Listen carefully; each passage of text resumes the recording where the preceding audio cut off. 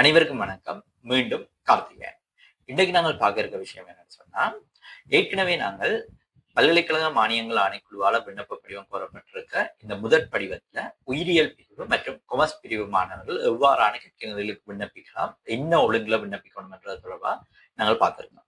இன்றைக்கு நாங்கள் பார்க்க இருக்கிறது கலைப்பிரிவு. அதாவது உயர்தரத்துல கலைப்பிரிவுக்கு தோற்றி 3 பாடங்கள்ல சித்தியடைந்த மாணவர்கள் தங்களுடைய பல்கலைக்கழக தெரிவுக்கு முதற் படிவத்துல எவ்வாறான கற்கைகளை தெரிவு செய்யலாம் என்ற விடயம் சார்ந்துதான் பார்க்க போறோம்.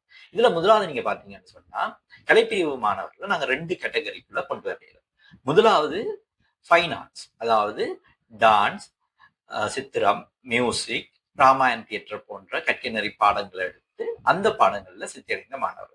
இவர்கள் விரும்பினால் அகாடமி, அதாவது விவேகானந்தா அகாடமி, ராமநாதன் அகாடமி போன்றவற்றுக்கு தங்களோட ஃபைன் ஆர்ட்ஸ் சம்பந்தப்பட்ட ஒரு டிகிரி செய்யறதுக்காக போக முடியும். இது கட்டாயமானதல்ல. அவர்கள் விரும்பினால் அதை தவிர்த்து பிஏ டிகிரிக்கு போகிறார்கள். அதே சந்தர்ப்பத்தில் 2வது கேட்டகரி என்றது நார்மல் ரெகுலர் சப்ஜெக்ட் எடுத்த பிள்ளைகள், அதாவது பழமையாக தமிழ், ஜியோகிராபி, இன்டர்நேஷனல் அல்லது இதுல வேற பாடப்பிரிவுகளையும் எடுத்திருக்கலாம். இந்த மாணவர்கள் என்ற கேட்டகரியில வரலாம். இதுல நீங்க பாத்தீங்கன்னு சொன்னா, இந்த கலைப்பிரிவுல ஃபைன் ஆர்ட்ஸ் சப்ஜெக்ட்ஸ் எடுத்த பிள்ளைகளுக்கு ஒரு முக்கியமான வாய்ப்பு இருக்குது, ஆப்டிடியூட் டெஸ்ட். அதாவது இப்ப ராமநாதன் அகாடமி, விவேகானந்தா அகாடமி போன்றவற்றுக்கான ஆப்டிடியூட் டெஸ்ட் வந்து இருக்கு. இதுல இவங்க நல்ல ஸ்கோர் பண்றதன் ஊடாக அவங்களோட டிஸ்ட்ரிக்ட் ரேங்க் சட் ஸ்கோர் குறைவா இருந்தாலும் அவர்கள் பல்கலைக்கழகத்தை பெற்றுக்கொள்ளக்கூடிய பல்கலைக்கழக வாய்ப்பை பெற்றுக்கொள்ள முடியும். இதுக்கு அவங்க செய்ய வேண்டியது அந்த ஆப்டிடியூட் டெஸ்ட் கட்டாயம் தோற்றோனும் அதுல நல்ல பெறுபவர்களை பெறும்.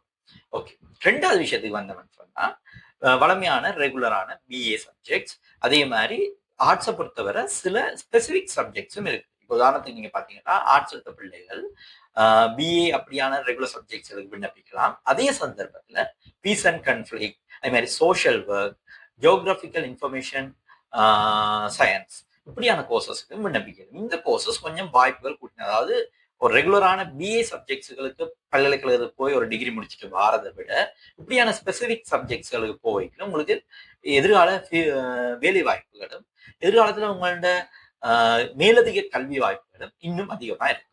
அதே சந்தர்ப்பத்துல நாங்க 2வது கேட்டகரிக்குள்ள பார்த்தோம்னு சொன்னா, இப்ப நீங்க அதர் ஸ்ட்ரீம், அதாவது எனி ஸ்ட்ரீம் எடுத்த பிள்ளைகள், ஏ லெவல்ல ஏதாவது 3 பாடங்கள் எடுத்த பிள்ளைகளுக்குன்னு சொல்லி எனி ஸ்ட்ரீம் கோர்சஸ் வந்து கொஞ்சம் இருக்கு. அதுக்குள்ள இருக்க சில கோர்சஸையும் நீங்க தெரிவு செய்யலாம். அதுலயும் உங்களுக்கு வாய்ப்பு இருக்கு. உதாரணத்துக்கு ஹோட்டல் மேனேஜ்மெண்ட் சம்பந்தப்பட்ட கோர்சஸ்க்கும் ஆர்ட்ஸ் பிள்ளைகள் போடலாம். அப்படியான கோர்சஸ் எல்லாம் தெரிவு செய்து அதுக்குள்ள நீங்க போயிட்டு இன்னும் உங்களுக்கு வேலை வாய்ப்புகளுக்கான வாய்ப்புகளும் அதிகமா இருக்கு. ஓகே, இப்ப நாங்கள் பார்த்த மாதிரி இப்படி 2 கேட்டகரிக்குள்ள உங்களோட ஒழுங்குகளை நீங்க செய்து கொள்ள முடியும். இப்ப நான் பொதுவா உங்களுக்கு சொல்லக்கூடிய ஒரு விடயம் பாத்தீங்கன்னா, பொதுவா இன்றைக்கு முக்கியமான விடயமா இருக்கிறது உங்களோட வேலை வாய்ப்பு. அதாவது எதிர்காலத்துல நீங்க ஒரு நல்ல வேலை வாய்ப்புக்கு போகணும். அந்த இடத்துல ஆர்ட்ஸ் படிச்சு வர்ற பிள்ளைகளுக்கு மிக சிக்கலாக இருக்கக்கூடிய விஷயம் என்னன்னு சொன்னா, உங்களுக்கு நீங்க ரெகுலர் சப்ஜெக்டா இருக்கக்கூடிய இந்த பிஏ, அதாவது கலைமானி பட்டப்படிப்புன்றது இன்றைக்கு இன்டர்னலாகவும் சரி எக்ஸ்டர்னலாகவும் சரி பல பல்கலைக்கழகங்கள் வந்து அதிகளவான மாணவர்களை உற்பத்தி செய்கிற ஒரு பாடப்பிரிவா இருக்கு. அப்ப நீங்க அதிகளவான மாணவர்கள் உற்பத்தி செய்யப்படல, டிமாண்ட் குறையும்.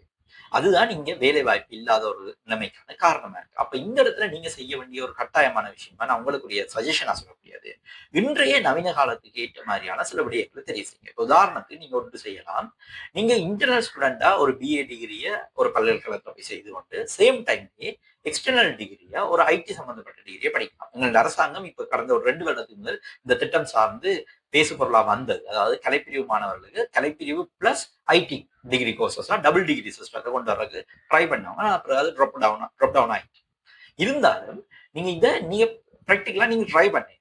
உதாரணத்துக்கு மொரட்டோ யூனிவர்சிட்டியில பிட் டிகிரியை செய்து கொண்டு எக்ஸ்டர்னலா சேம் டைம்ல நீங்க இன்டர்னலா போய் ஒரு ஜெஃப்னா யூனிவர்சிட்டியில பிஏ டிகிரியை செய்யலாம். இது எந்த ஒரு சட்டவிரோதமான செயலும் இல்லை, ஏற்றுக்கொள்ளப்பட்ட நடவடிக்கை முறைதான். நீங்க இப்படி 2 டிகிரியை செய்யல, எதிர்காலத்துல உங்களுக்கான வேலை வாய்ப்புகள் மிக அதிகமா இருக்குன்றதை தெரிவிச்சுக்கணும். ஓகே, அதே சந்தர்ப்பத்துல 2வது விஷயம் பாத்தீங்கன்னா, உங்களோட கல்வி முறைக்குள்ள நீங்க கட்டாயம் உங்களோட ஃபியூச்சர் எய்ம் டிசைட் பண்ணுங்க. உதாரணத்துக்கு நீங்க பிஏ டிகிரிக்கு போறீங்கன்னா என்னத்துக்காக அந்த டிகிரிக்கு போறீங்க அதை நீங்க ஃபர்ஸ்ட் கட் பண்ணிக்கொள்ளுங்க. உதாரணத்துக்கு நீங்க பிஏ டிகிரி போறீங்கன்னா நீங்க ஜெனரல் டிகிரி டார்கெட் பண்ணி செய்துட்டு நீங்க ஒரு எஸ்எல்ஏஎஸ் அதே மாதிரி காம்படிட்டிவ் எக்ஸாம்ஸ் எல்லாம் டார்கெட் பண்ணி. இப்ப நீங்க பாத்தீங்கன்னா இப்ப தற்சமயம் கூட கஸ்டம்ஸ் ஆஃபீஸருக்கு கால் பண்ணிருக்கு. அதுல கால் பண்ணிக்கலாம், அவங்க என்ன கேட்கறாங்க, ஏதாவது ஒரு டிகிரி யூஜிசியால அங்கீகரிக்கப்பட்டு ஏதாவது ஒரு டிகிரி தான் கட்டுறாங்க. நீங்க இந்த டிகிரி பெற மட்டும் இல்லை. அப்ப நீங்க ஒரு டிகிரியை முடிச்சுட்டு 3 வருஷத்துல வந்து நீங்க ஒரு ஆப்டிடியூட் டெஸ்ட்டுக்கு போட்டு எக்ஸாம் எழுதி நீங்க ஒரு அரசு வேலை வாய்ப்பை பெற்றுக்கொள்ளலாம். அப்ப அதை நீங்க ஃபர்ஸ்ட் டிசைட் பண்ணுங்க. உங்களோட எதிர்கால லட்சியம் என்ன? அதை பேஸ் பண்ணி நீங்க படிக்கிறது தான் உங்களுக்கு பெட்டர் ஆப்ஷனா இருக்குன்றதை தெரிவித்துக் கொள்றேன். ஓகே, இவ்வளவுக்கு மேலதிகமா நீங்க செய்ய வேண்டிய அடுத்த ஒரு கட்டாயமான விஷயம் என்னன்னு சொன்னா, உங்களோட மொழி திறமை. அதாவது கலைப்பிரிவு மாணவர்கள் பொதுவா பாத்தீங்கன்னா தமிழ் மீடியத்துல தான் படிக்கிறது. அதை விட முக்கியமான இன்னொரு பிரச்சனை, தமிழ் மீடியம் மட்டும்தான் எங்களால ஏழும் என்று நம்புறது. அப்படி இல்லை. இங்கிலீஷ்ன்றது ஜஸ்ட் ஒரு லாங்குவேஜ். அப்ப நீங்க அதை படிச்சு கொள்றதுக்கு ட்ரை பண்ணுங்க. ஏண்டா எதிர்காலத்துல நீங்க ஃபியூச்சர்ல ஒரு வேலைக்கு போய்க்கல, உங்களோட டிகிரி தமிழ் மீடியமா இருந்தாலும் நீங்க நல்ல ஒரு இங்கிலீஷ் ஃப்ளூவன்சி உங்களுக்கு இருக்குமா இருந்தா மட்டும்தான் நீங்க எதிர்காலத்துல ஒரு நல்ல வேலை வாய்ப்பை பெற்றுக்கொள்ள முடியும். ஆகவே இவற்றை திங்க் பண்ணி உங்களோட படிப்பை தொடருங்க என்று கேட்டுக்கொள்றேன். உங்களோட கற்றல் ஒழுங்க நீங்க தெரிவு செய்யலையும், பாடநெறி ஒழுங்க தெரிவு செய்யலையும் மிகவும் அவதானமா தெரிவு செய்யுங்க. நன்றி, வணக்கம்.